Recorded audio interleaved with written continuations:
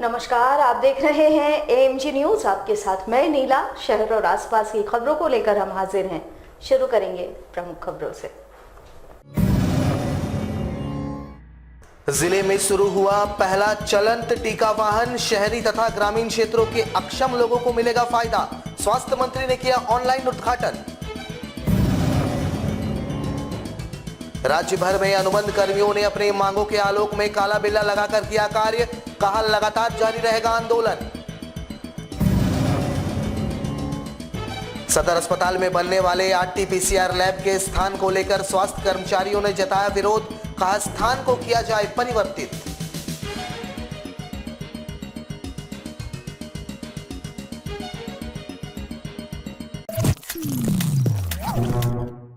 अब खबर विस्तार से। राज्य सरकार द्वारा कोरोना वैक्सीन को लोगों तक सुगमता से पहुंचाने के उद्देश्य से चलंत टीकाकरण वाहन योजना चलाई जा रही है। इसी के तहत पूर्वी सिंहभूम जिले में पहली चलंत टीकाकरण वाहन का उद्घाटन स्वास्थ्य मंत्री बन्ना गुप्ता ने ऑनलाइन पद्धति से किया। पहले चरण में 2 चलंत वाहनों के साथ इसकी शुरुआत की गई। वैसे राजधानी रांची में 1 सप्ताह पूर्व ही इसकी शुरुआत हो चुकी थी। पूर्वी सिंहभूम जिले के उपायुक्त तथा पोटका विधानसभा के विधायक संजीव सरदार के मौजूदगी में स्वास्थ्य मंत्री से जिले के इस पहले चलंत टीकाकरण वाहन का उद्घाटन किया।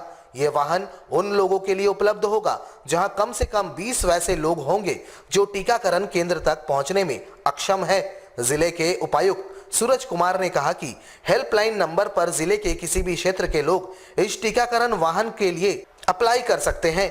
20 लोगों का समूह एक स्थान पर एकत्र होने पर टीकाकरण वाहन उनके तय स्थान पर पहुंचेगा और वहीं उनका टीकाकरण होगा। वहीं पोटका के विधायक संजीव सरदार ने कहा कि ग्रामीणों को इस वाहन से लाभ मिलेगा, चूंकि वहां ऐसी बड़ी संख्या में लोग रहते हैं जो टीकाकरण केंद्र तक नहीं पहुंच पा रहे हैं। दिशा निर्देश के अनुसार प्रत्येक जिले में हम लोगों को एक चलंत वाहन का शुभारंभ करना है। इस चलंत वाहन का काम रहेगा कि अब हम लोगों को टीकाकरण हर व्यक्ति के घर तक पहुंचाना है। हर व्यक्ति के घर तक पहुंचाने का मतलब है कि हर एक व्यक्ति जो निःशक्त है आज के दिन में, वो चल के टीकाकरण केंद्र तक नहीं आ सकते हैं या अन्य व्यवस्थाओं या अन्य कारणों के कारण नहीं आ पा रहे हैं, तो अब टीकाकरण का जो वैन है उनके घर घर तक पहुँचेगा। इस वैन के लिए हम लोगों ने अपना हेल्पलाइन नंबर भी प्रकाशित किया है। इस हेल्पलाइन नंबर में अगर किसी व्यक्ति को कोई भी ऐसा समूह मिलता है जो कि करीब 20 लोगों का हो और 20 लोगों का समूह जो कि टीकाकरण लेना चाहता है, वो हम लोगों के इस टोल फ्री नंबर पे जब कॉल करेगा तो हम लोग की वैन जो है इमीडिएटली उनके रिक्वेस्ट पे उनके जगह पे पहुंच के उनको वैक्सीनेट कराएगी। साथ ही साथ जो लोग बिल्कुल निःशक्त हैं या इल्डरली हैं, क्योंकि अपने घर से नहीं चल सकते हैं परंतु उनको कोविड के संक्रमण का खतरा है, उन लोगों की भी ये सूची हम लोगों के पास आएगी और उसके बाद फिर घर ये जो वैन है घर घर जाके उनका जो है टीकाकरण सुनिश्चित कराएगी। फिलहाल ये व्यवस्था जो है वो 45 प्लस के जो लोग हैं उनके लिए की जा रही है। चलन जो टीकाकरण का अभियान किया गया है, इस गाड़ी से हम लोग का कुछ क्षेत्र में लाभ मिलेगा। कारण नहीं है कि लोगों को समझने जानने में पहले परेशानी हो रहा था। अभी कोई भी गांव में अगर 20 जन हो जाते हैं, अगर फ़ोन करके बुलाया जाएगा तो इस गाड़ी पहुंच के वहां टीकाकरण कर पाएंगे।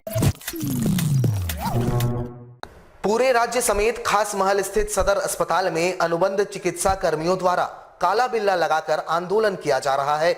जहां इनके इस आंदोलन का समर्थन झारखंड चिकित्सा एवं जन स्वास्थ्य कर्मचारी संघ ने भी किया है। 9 महीने पहले नियमित करने या फिर समान काम के बदले समान वेतन की मांग को लेकर अनुबंध चिकित्सा कर्मियों द्वारा आंदोलन का रुख इख्तियार किया गया था, जहां सरकार द्वारा इन्हें आश्वासन दिया गया था कि बहुत जल्द एक कमेटी का गठन कर इनकी मांगों पर निर्णय लिया जाएगा। ऐसा कुछ नहीं हुआ। अपनी मांगों को ठंडे बस्ते में देख अनुबंध चिकित्सा कर्मियों ने आंदोलन का मन बना लिया। जहां पूरे राज्य समेत खास महल स्थित सदर अस्पताल में अनुबंध पर कार्यरत चिकित्सा कर्मियों ने 1 तारीख से 3 तारीख तक काला बिल्ला लगाकर काम करने का निर्णय लिया है, ताकि सरकार का ध्यान इस ओर आकृष्ट हो। इसके बावजूद अगर सरकार फैसला नहीं लेती है तो 4 तारीख से ये सभी होम आइसोलेशन में चले जाएंगे। जानकारी देते हुए अस्थायी कर्मचारी संघ के अध्यक्ष कृष्ण चंद्र महतो ने बताया कि सरकार अनुबंध चिकित्सा कर्मियों को स्थायी करे या समान काम का समान वेतन दे या फिर 60 साल की नौकरी की गारंटी ले, अन्यथा आंदोलन और उग्र होगा। चला।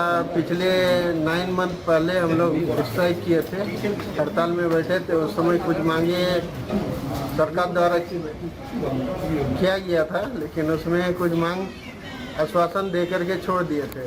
उसके बाद फिर अभी सब पैरामेडिकल एएनएम जीएनएम संघ द्वारा ये काला बिल्ला 1 से 3 तारीख तक काला बिल्ला लगाया जाए।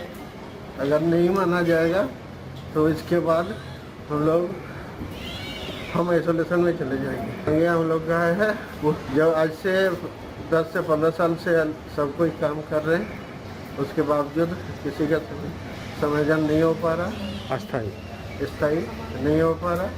अगर जब तक स्थायी नहीं होता है तब तक समान कार्य के लिए समान वेतन दिया जाए, या तो 60 साल तक मतलब गारंटी दी जाए।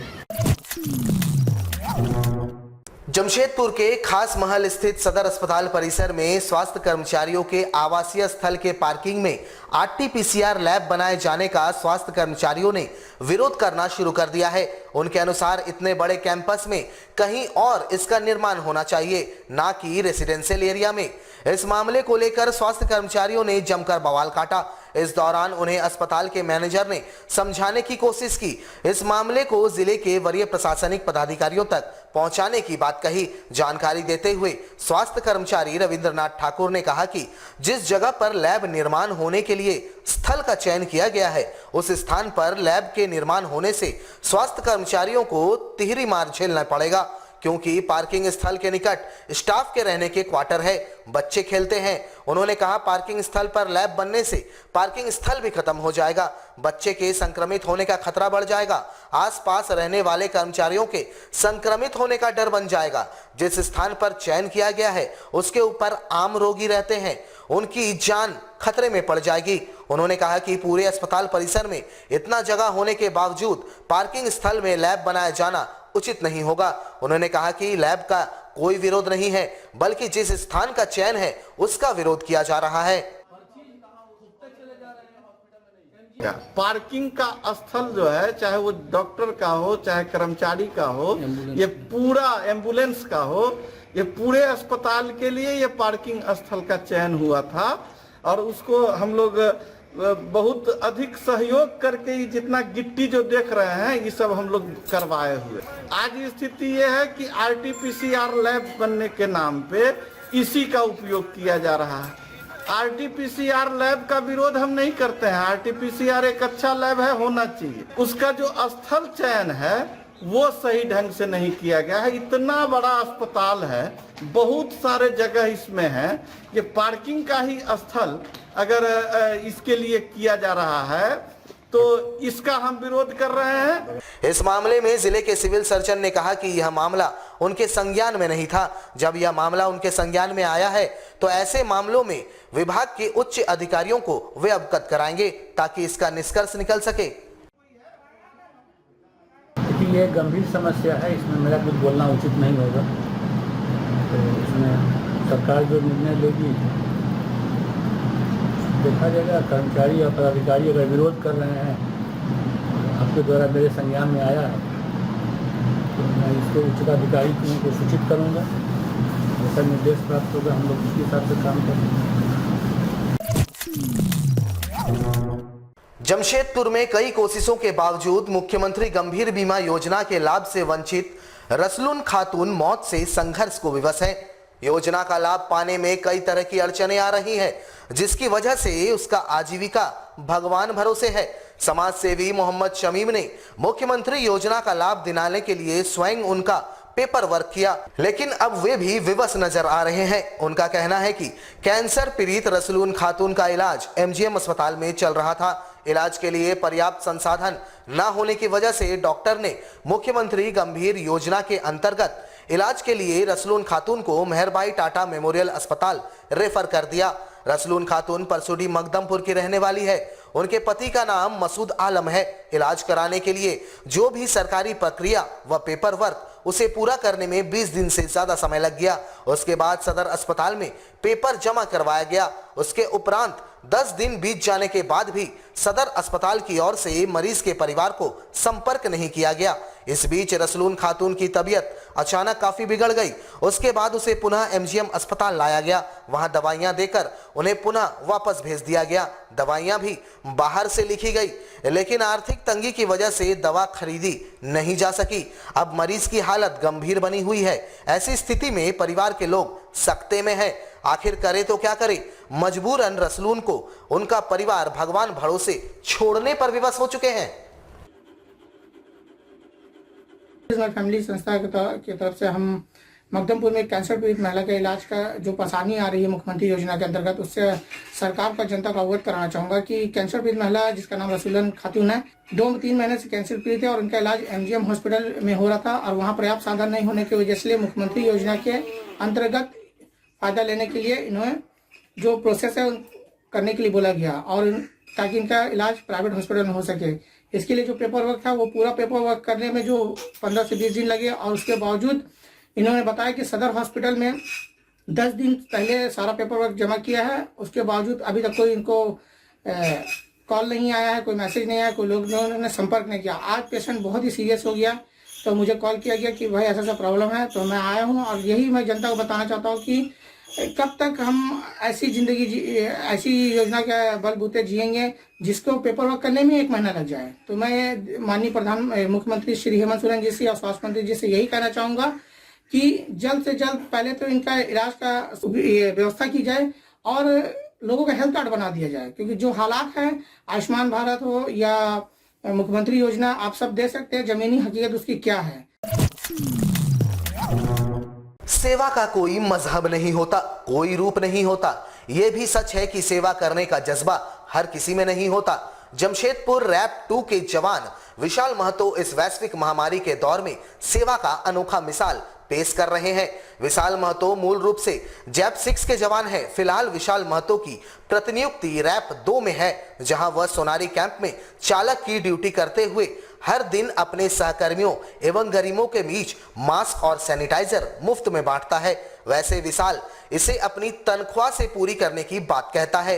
विशाल महतो ने बताया कि उसकी अंतरात्मा से आवाज आई कि वैश्विक महामारी से इंसानी जीवन को बचाने के लिए वह कोई नेक काम करे, इसलिए वह ऐसा कर पा रहा है। उसे ऐसा करने से आत्मिक शांति मिलती है।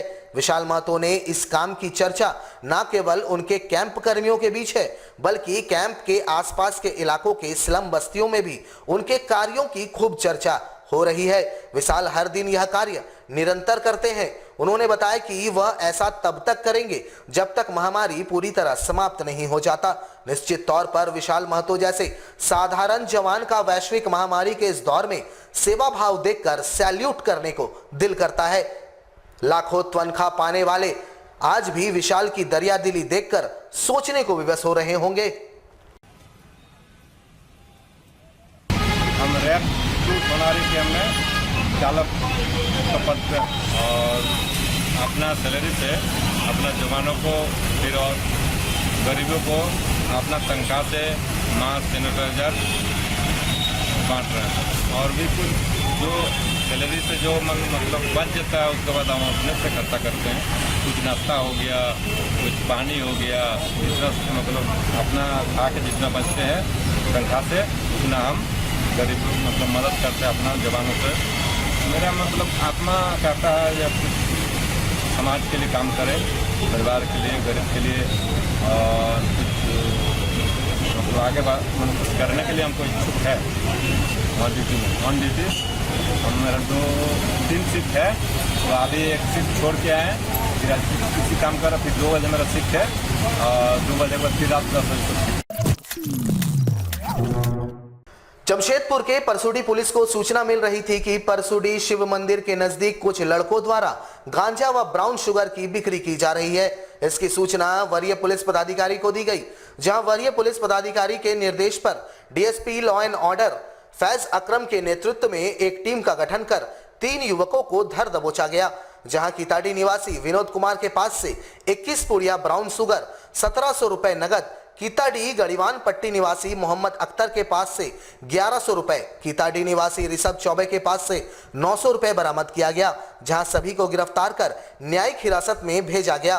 तभी मोहम्मद अख्तर की तबीयत बिगड़ गई, उसे इलाज के लिए एमजीएम अस्पताल रेफर कर दिया गया और 2 युवक विनोद और ऋषभ को जेल भेज दिया गया।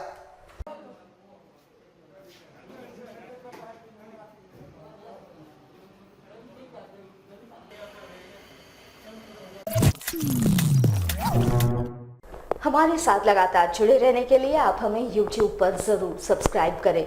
आज के लिए बस इतना ही। कल आपसे फिर मिलेंगे कुछ नई खबरों के साथ। तब तक के लिए AMG न्यूज़ की पूरी टीम को दीजिए इजाजत। नमस्कार।